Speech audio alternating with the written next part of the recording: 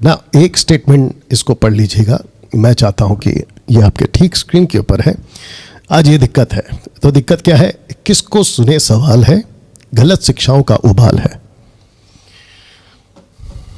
या किसको सुने सवाल है, गलत शिक्षाओं का उबाल है। ये दिक्कत आ गई आज। तो जिसके चलते मैं समझता हूं आपको, मुझको, सबको बहुत सावधानी से सोशल प्लेटफॉर्म पे खास करके सावधानी से चीज़ों को समझने की ज़रूरत है। आपको मैं बताऊं, जब यीशु अपने जीवन काल में जब सड़कों पे घूम घूम कर प्रचार करते थे, not in synagogue, not in temple, वो जाते थे मंदिर में, लेकिन मकसद अलग होता था, क्योंकि यीशु को पता था कि जिसको प्रार्थना का घर बनाना और या बनना था यहूदियों के हिसाब से, उसको बना दिया डाकुओं को अड्डा। ठीक है ना? और यीशु ने रस्सी का कोड़ा बनाया, और आप सब जानते हैं चैप्टर 2, जॉन चैप्टर 2 में। ठीक है ना? लेकिन यीशु को पता था कि मुझे मंदिर के अंदर कम, सड़क पे बाहर ज़्यादा प्रचार करना है, टीच करना है, प्रीच करना है, टीच करना है, प्रीच करना है। ये बात अलग है कि जीसस ने ज़्यादा वक्त डिडास का टीच में बिताया। अब आप सोच रहे होंगे कि डैनियल भाई ये बात आपने क्यों करी। मैं आपको बताता हूँ कि चर्चों के अंदर जितनी भी डिनोमिनेशंस हैं, उन सब की बात कर रहा हूँ। जब वहाँ गड़बड़ होता है, जो कि होता है 90%, डंके की चोट पे बोलता 90%, जिसको दिक्कत है रहने दो, 90%। ठीक है ना?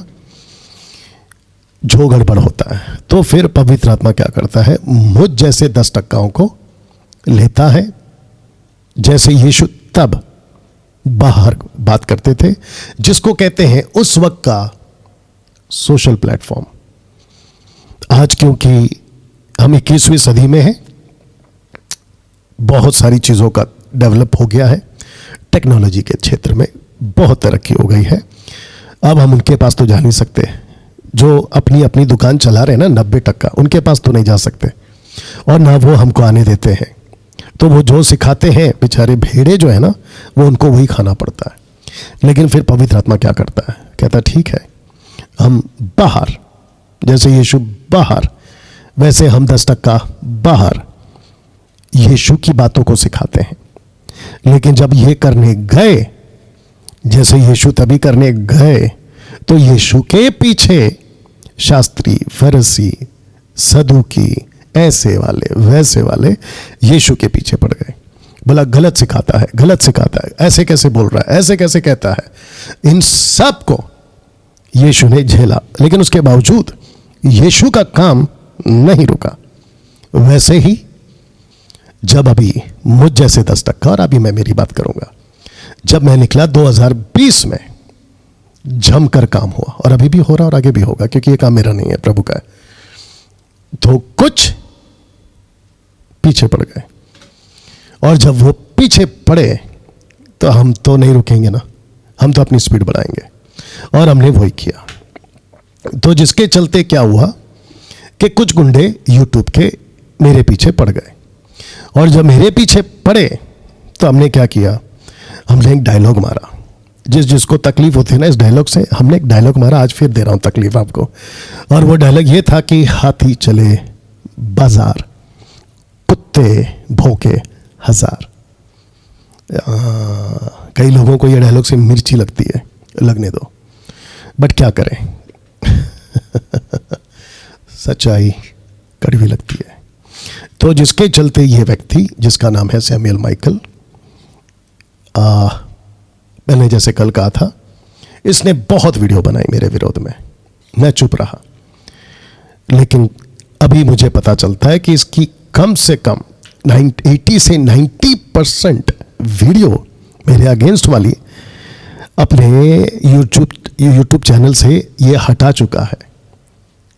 अब ये क्यों हटा चुका है, इसको क्या महसूस हुआ या क्या लगा? क्योंकि ये वही आदमी है जिसने कहा था कि मैं डैनियल राज को सुधार के रहूंगा। ओके, तो ये 80 से 90% अपनी वीडियो हटा चुका है। और मैं चाहता हूं कि पवित्र आत्मा उन सभी को बुद्धि दे कि जो व्यक्तिगत टारगेट करते हैं सेवकों का, वो भी खास करके खरे प्रचारकों का, वे भी अक्लमंद हो और ये बाहर इन बातों से निकले, साफ सुथरा काम करें, अच्छा प्रचार करें। देखिए, आपके खुद की उंगली में ना, माफ करना, आपके खुद के हाथ में ना, आपकी खुद की 5 उंगली एक समान नहीं है। आप खुद देख लीजिए, आपकी हाथ चेक कर लो चाहिए तो, एक समान नहीं है, ठीक है ना।